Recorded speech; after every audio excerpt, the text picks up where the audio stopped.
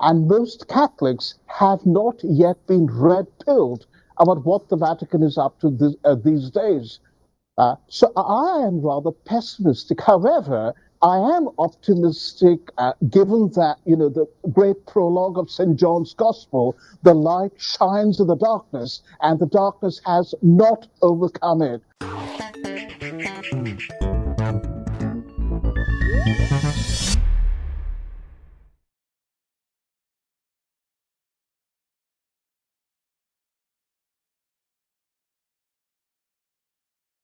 Leading us off tonight, a shocking revelation is now coming to light: an international conspiracy involving Communist China, Pope Francis, Pfizer, and the World Economic Forum. It entails China secretly funneling Francis's Vatican billions of dollars in exchange for Pope Francis's pushing of the jab, all as part of the Great Global Reset. Church Militant broke this story a week ago, and since then, more and more is now being revealed. And we can tell you it's beyond shocking. In fact, it may be the most significant story to hit the church in the past half century. A short while ago, we spoke with Church Militant's Rome Bureau correspondent Jules Gomez for an update. All right, Jules, this is a web of international deceit, money, Big Pharma, the Pope, the Vatican, Google, George Soros, all of it meant to crush the voices of faithful Catholics who are calling the whole vaccine and COVID tyranny into question.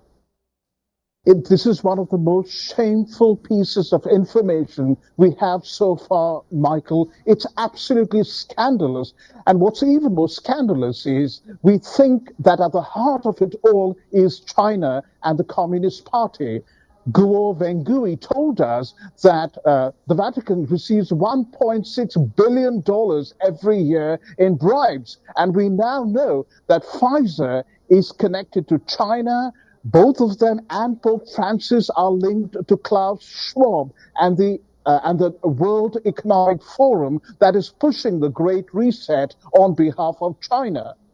I mean, you're not even sure as a Catholic what to call this. Is it fraud, deceit, treason? I mean, it's, walk us through specifically there was a meeting that Ed Penton from National Catholic Register broke news of over the weekend, a private meeting between the head of Pfizer, the CEO of Pfizer, and Pope Francis, quite a number of months ago. What's going on here exactly? Michael, my sources at the Vatican tell me there were actually two meetings, one in January at the beginning of the year and one in the middle of the year.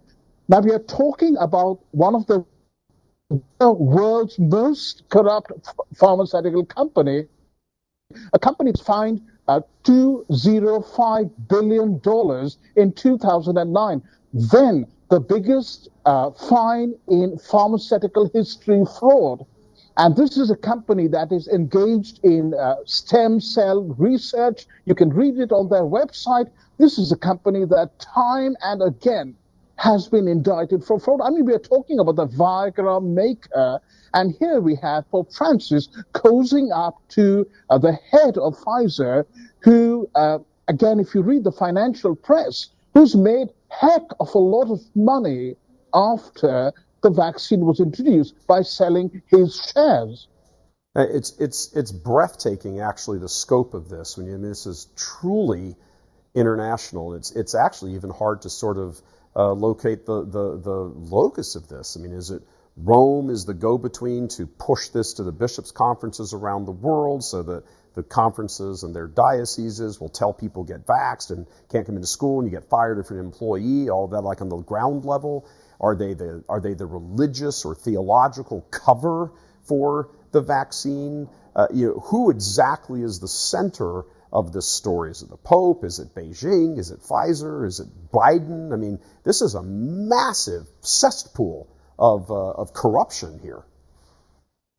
At the center is the plutocracy, and at the heart of the plutocracy is one man, Klaus Schwab.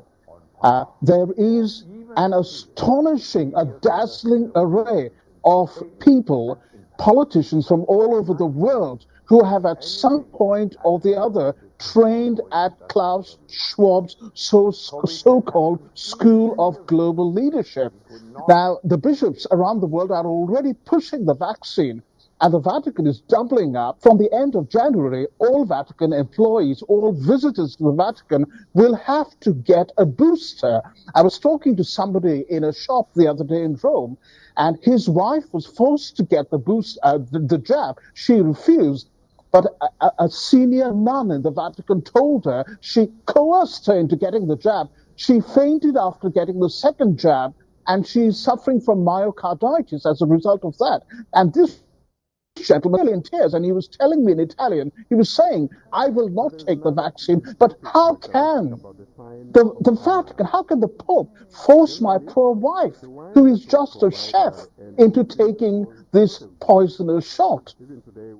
Yeah, when you talk about the issue of the Pope and his involvement in this, I mean, Catholics, faithful Catholics have been absolutely stunned at his constant pronouncements and reading of letters and instructions to bishops. And, it's more, the Vatican's become more of a pharmaceutical company at this point than it has been, any care for the soul. Well, on the ground here in Italy, the vast crowds who, whether it's Turin or Milan or Rome or Trieste, the vast crowds who are facing up to police, raising their hands and telling the police, we will not back down. They have lost respect for the church, for the Pope, for the bishops completely, because the ordinary man on the street sees the Vatican as an ally of Big Pharma, as an ally of corrupt, globalist, oppressive government. Yeah, we use the expression here in the United States. I'm sure it works its way around the world in various languages. We call it clown world.